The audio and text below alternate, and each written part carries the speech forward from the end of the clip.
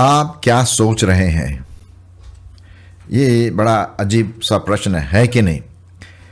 अब देखिए ना, ये व्यक्ति जो आपके सामने खड़ा हुआ है आपके स्लाइड में, पिक्चर में, वो सोच रहा है। अब प्रश्न ये है कि क्या सोच रहा है? आप क्या सोच रहे हैं? मैं क्या सोचता हूँ? अपने खाली टाइम में, भीड़ में, सोते समय, चर्च में, या जहाँ कहीं भी, अगर हम जब अकेले होते हैं तो हमारी सोच क्या होती है? और ये अजीब सा प्रश्न है। अगर कोई मेरे से आके एकदम से पूछे, भाई साहब आप क्या सोच रहे हैं, तो बड़ा अटपटा सा लगेगा। अरे साहब क्या पूछ रहा है यार, मैं क्या सोच रहा हूँ? अच्छी बात सोच रहा हूँ, गंदी बात सोच रहा हूँ, डरावनी बात सोच रहा हूँ, आनंद की बात सोच रहा हूँ, क्या बात सोच रहा हूँ? खाने पीने की बात सोच रहा हूँ, टिकट मिल जाए नहीं मिल जाए उसकी बात सोच रहा हूँ। मैं कहने का मतलब, हम क्या सोचते हैं, ये आज का मेरा विषय है। और आपका सोच ही आपके व्यक्तित्व को बता देगा। जो मैं सोच रहा हूँ या सोच रही हूँ, वही आपके व्यक्तित्व को, चरित्र को दर्शा देगा। बाइबल में एक बहुत ज़बरदस्त बात लिखी हुई है जो मैं आपके सामने लाना मांगता हूँ।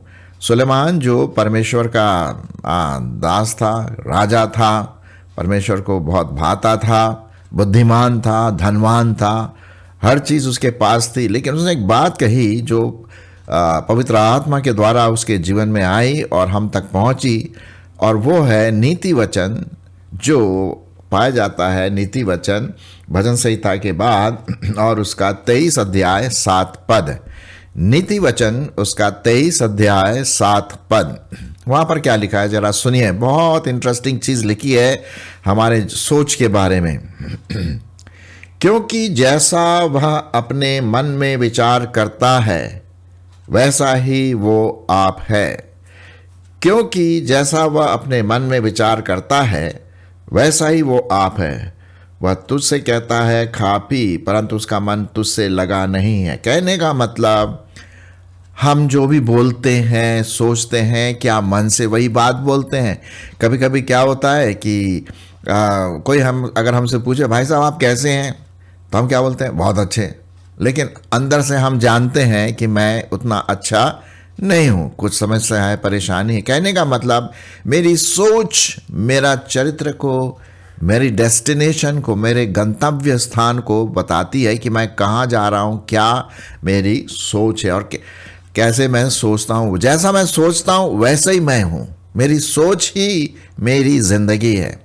अब उदाहरण के रूप में, यदि आप किसी मोची से पूछे, वो जब बैठा हुआ है अपने काम में सवेरे 10-11 बजे रास्ते में, और अगर आप उससे पूछे, भाई जी आप क्या सोच रहे हैं, तो वो थोड़ी सोचेगा कि ज़िंदगी ऐसी होनी चाहिए, वैसी होनी चाहिए। वो तो सोच रहा, भाई साहब आपके जूते चप्पल मैं रिपेयर कर दूं। वो जूतों और चप्पलों को के बारे में सोचता है, क्योंकि उसी से उसकी कमाई होती है। और अगर आप अपना जूता चप्पल देते हैं उसको रिपेयर के लिए, तो नेचुरली वो खुश होगा। तो वो जूतों के बारे में सोचता है। एक मछुआरा जो मछली पकड़ता, वो किन चीज़ों के बारे में सोचता है? स्वाभाविक है, वो मछलियों के बारे में ही सोचेगा। बल्कि रात में जब वो सोता है तो उसको सपने में भी मछलियाँ तैरती हुई शायद दिखाई दे, क्योंकि उसकी सोच ही वो है ना। एक प्रेमिका किसके बारे में सोचता है? अपने प्रेमी के बारे में, है कि नहीं? तो एक क्रिश्चियन को, एक विश्वासी को, एक मसीही को किस प्रकार की सोच रखनी चाहिए, ये प्रश्न है। आप क्या सोच रहे हैं? मैंने पहले प्रश्न आपसे पूछा था आरंभ में, भाई जी आप क्या सोच रहे हैं, है ना। अगर आप मुझसे भी पूछते हैं कि भाई आप क्या सोच रहे हैं, तो मैं तो अभी ये सोच रहा था कि किस प्रकार से आज का मैसेज आप तक पहुंचा हो। सच में बता रहा हूं, अभी की बात है, 5 मिनट पहले की बात है। मैं ये सोच रहा था कि किस प्रकार से मैं पवित्र वचन आप तक पहुंचाऊं सोच के बारे में। तो वही बात हम यहाँ पर देखते हैं। सोच, आपकी सोच कैसी है? मेरी सोच विचार कैसे आते हैं? मेरी कल्पनाएं क्या हैं? मैं क्या कल्पना करता हूँ, कल्पना करती हूँ, वो डिपेंड करता है मैं क्या अलाउ करता हूँ अपने माइंड को, अपने दिमाग को सोचने के लिए। जैसे कि आप जानते हैं बहुत अच्छी तरह से कि हमारे दिमाग में दो चीज़ें पाई जाती है, एक तो हार्डवेयर है और एक सॉफ्टवेयर है। हार्डवेयर तो वही है जो दिमाग है ना, जो शायद ज़्यादा भारी नहीं होता है और बड़ा फ्लेक्सिबल होता है, वो तो हार्डवेयर है। जैसे मेरे सामने कंप्यूटर है, माइक रखा हुआ है, सब क्या है, हार्डवेयर है। लेकिन इसके पीछे जो काम करता है वो करता है सॉफ्टवेयर। सॉफ्टवेयर हमारी सोच है, हमारी कल्पना है। और इसी से संबंधित परमेश्वर का वचन बड़े साफ रीति से कहता है कि भाई मन जो है ना बड़ा धोखेबाज है। शायद आप मेरे साथ अग्री करेंगे, यदि आप अग्री करें या ना करें, लेकिन परमेश्वर का वचन तो यही कहता है ना। मन तो सब वस्तुओं से अधिक धोखा देने वाला है। मन तो सब वस्तुओं से अधिक धोखा देने वाला है। उसमें क्या लगा हुआ है? असाध्य रोग लगा हुआ, उसका भेद कौन समझ सकता है। जी हाँ, तो हम यहाँ पर सोच के बारे में देख रहे कि मन जो है उल्टी सीधी बातें ज़्यादा सोचता है। अब देखिए ना, उत्पत्ति और उसका 6 अध्याय में अगर मैं आपके सामने पढ़ूँ, उत्पत्ति उसका 6 अध्याय और 5 पद में क्या लिखा हुआ है, सुनिए।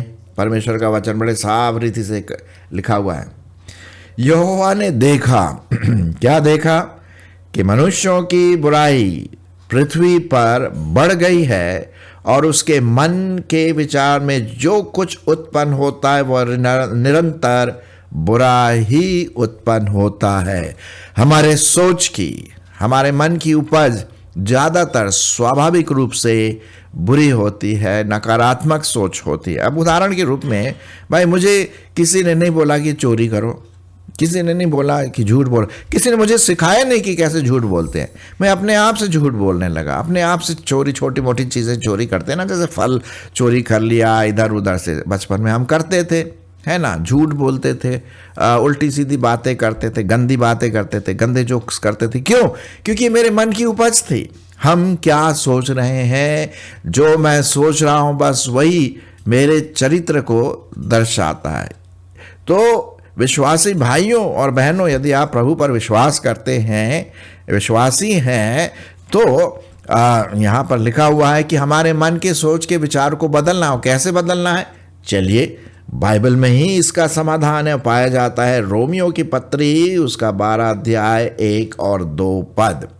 रोमियो की पत्री उसका 12 अध्याय और उसका 1 और 2 पद। यहाँ पर इस प्रकार से लिखा हुआ है, इसलिए हे भाइयों, जो मैं तुमसे परमेश्वर की दया स्मरण दिलाकर विनती करता हूँ कि अपने शरीरों को पवित्र, जीवित और परमेश्वर को भावता हुआ बलिदान करके चढ़ाओ, यही तुम्हारी आत्मिक सेवा है। दूसरा पद, और इस संसार के समान ना बनो।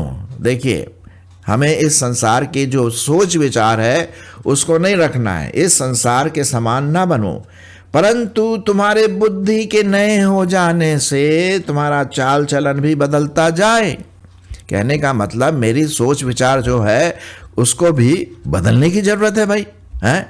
उल्टी सीधी बातों को हमें नहीं सोचना है, बुरी कल्पनाओं को नहीं सोचना है। वो कैसे करेंगे, मैं अभी आपको बताता हूँ कैसे हम नई सोच की ओर आ जाएंगे, कैसे हम जो परमेश्वर चाहता हमारी सोच पवित्र हो, कैसे वो आ सकता है। लेकिन यहाँ पर यही बात लिखा है कि तुम्हारे बुद्धि के नए हो जाने से, तुम्हारे मन के नए हो जाने से तुम्हारा चाल चलन भी क्या हो, बदलता जाए, जिससे तुम परमेश्वर की भली, भावती और सिद्ध इच्छा को अनुभव से मालूम कर सको। सो हम देखते हैं मेरे प्रियो, यहाँ पर बहुत साफ रीति से लिखा हुआ है कि परमेश्वर का वचन कहता है कि मैं अपनी बुद्धि को नया करता चला जाऊं। क्योंकि स्वाभाविक रूप से हम अपनी बुद्धि से क्या करते हैं, उल्टी सीधी बातें करते हैं, सीधी बातें सोचते हैं, है ना। आतंकवादी क्या है, किसके बारे में सोचता है? क्या वो अच्छी बातों के बारे में सोचेगा?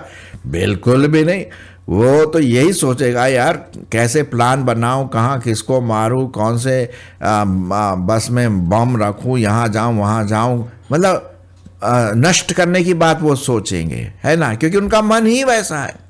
लेकिन जो व्यक्ति प्रभु का है, परमेश्वर का है, उसकी सोच अलग होगी। वो ये सोचेगा कि यार कैसे मैं परमेश्वर को प्रसन्न करूं, कैसे मैं अपना जीवन पवित्र रखूं, कैसे मैं दूसरों की सहायता करूं, ये उसकी सोच है। एक विश्वासी की सोच है। तो आइए कैसे हम अपने बुद्धि को नया कर सकते हैं। पहला तो परमेश्वर का वचन आप पढ़िए, जितना हो सके आप परमेश्वर का वचन पढ़िए और उस पर मनन भी करें। मैं आपके लिए पढ़ना मांगता हूँ कुलुस्सियों की पत्री और उसका 3 अध्याय और 16 पद। क्या लिखा हुआ है? कुलुस्सियों की पत्री उसका 3 अध्याय और 16वां पद। यहाँ पर लिखा हुआ है कि एक विश्वासी कैसे अपने मन को शुद्ध करता चला जाए, और वो है परमेश्वर के वचन को अपने दिल दिमाग में लेकर के उसके बारे में सोचना। लिखा हुआ है, मसीह के वचन को अपने हृदय में अधिकाई से बसने दो और सिद्ध ज्ञान सहित एक दूसरे को सिखाओ, चिताओ और अपने अपने मन में कृतज्ञता के साथ परमेश्वर के लिए भजन, स्तुति गान और आत्मिक गीत गाओ। वचन से या काम से जो कुछ भी करो सब प्रभु यीशु मसीह के नाम से करो और उसके द्वारा परमेश्वर पिता का धन्यवाद करो। कितना साफ लिखा है कि परमेश्वर का वचन हम पढ़ें, उस पर ध्यान दें और उस पर चलें। भजन संहिता भी यही बात लिखता है। यदि आप भजन संहिता उसका 1 अध्याय पढ़ें, क्या ही धन्य वह पुरुष जो दुष्टों की युक्ति पर नहीं चलता, न पापियों के मार्ग में खड़ा होता और न ठट्ठा करने वाले मंडलियों में बैठता है। उसकी सोच अलग है ना, वो ठट्ठा करने वाले सोच नहीं हो है ना, वो दुष्टों के साथ बुरे कामों में संलग्न करने की सोच नहीं है ना। वो पापियों के साथ नहीं बैठता है। क्यों? क्योंकि उसमें पवित्र आत्मा है, पवित्र जीवन उसमें है, सोच उसकी पवित्र होती है। तो वो इन चीज़ों में नहीं ध्यान करता है। तो फिर किन चीज़ों में ध्यान करता है?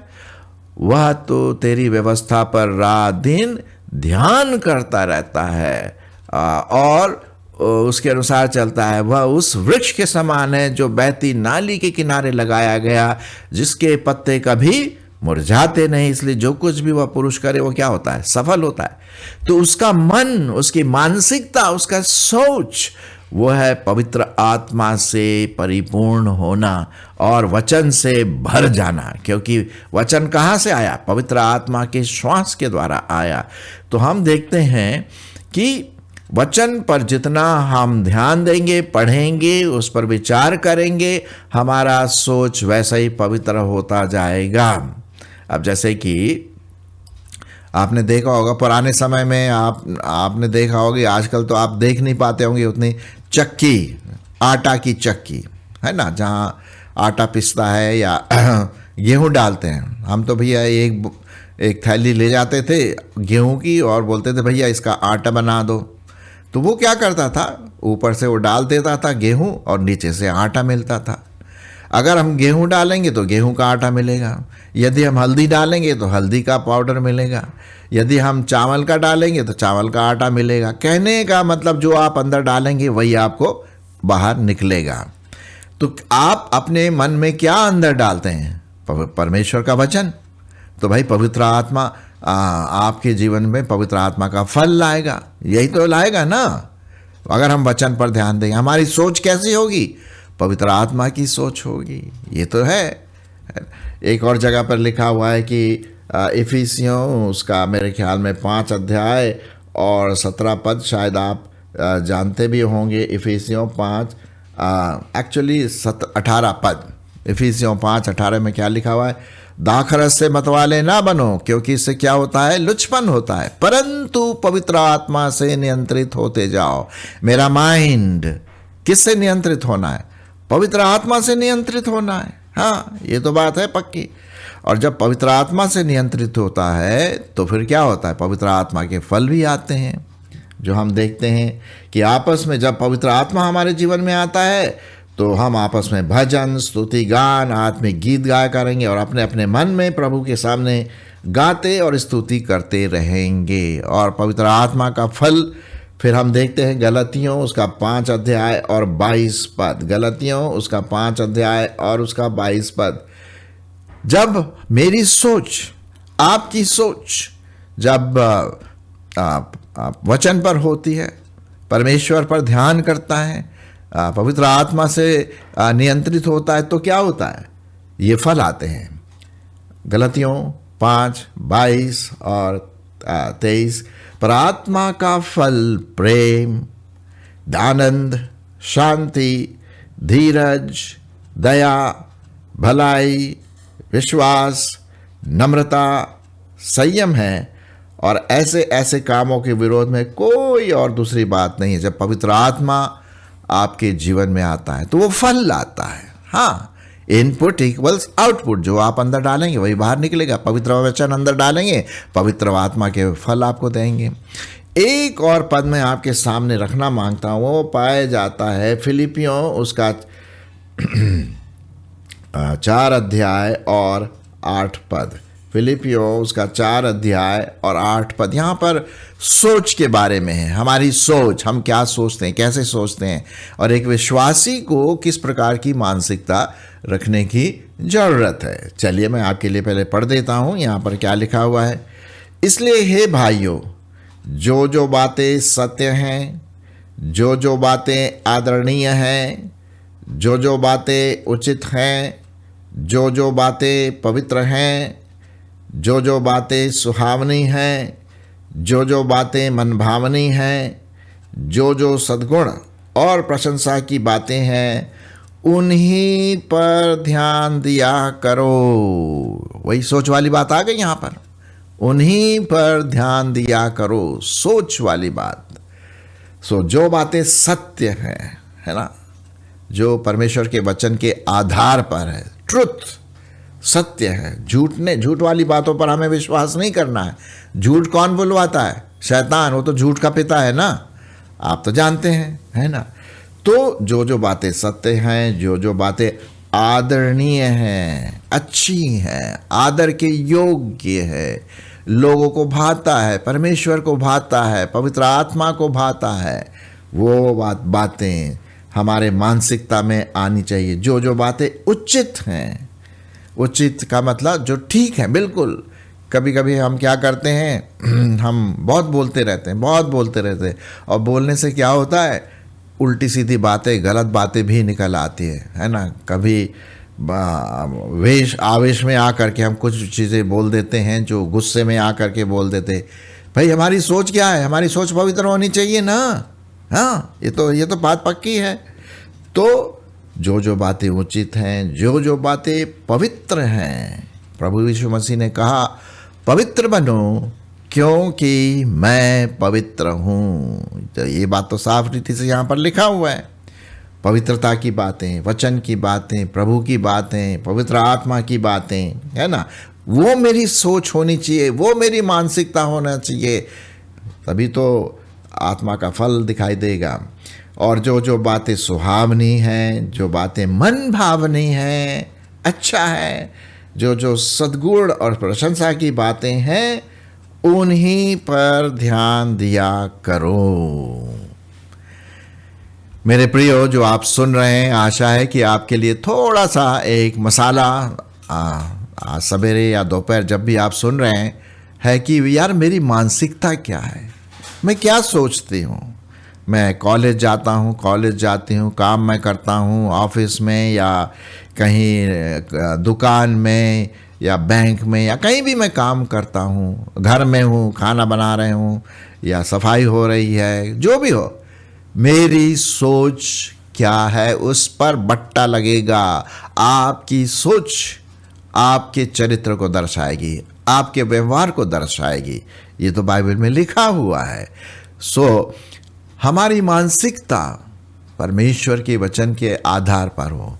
स्वाभाविक रूप से हम अच्छा नहीं सोचते हैं, है ना। अरे यार बस मेरे मुंह से निकल गया यार, बस बताओ, मैं ऐसा, मेरा विचार नहीं था लेकिन निकल गया।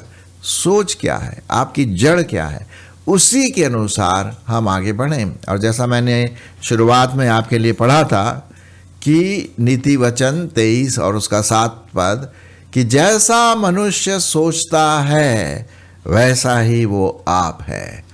आप क्या सोचते हैं? एक मसीह होने के नाते कंस्ट्रक्टिव बातें सोचते हैं, अच्छी बातें सोचते हैं, सुहावनी बातें सोचते हैं, पवित्र आत्मा के फल हैं, या उल्टे सीधे? याद रखिए, परमेश्वर का वचन आपके दिमाग में प्रथम स्थान, मेरे दिमाग में प्रथम स्थान होना अत्यंत आवश्यक है। तभी मैं मेरी जो मानसिकता होगी पवित्र होगी, परमेश्वर के वचन के आधार पर होगी, परमेश्वर को महिमा मिलेगी मेरे जीवन से, मेरी सोच की वजह से दूसरे लोग आशीषित भी होंगे। सो आइए हम अपनी सोच को सकारात्मक रूप से रखें और वचन के आधार पर हम चले, हमारी सोच वचन की सोच होए। ऐसी मेरी विनती है, मेरे लिए भी और आपके लिए भी।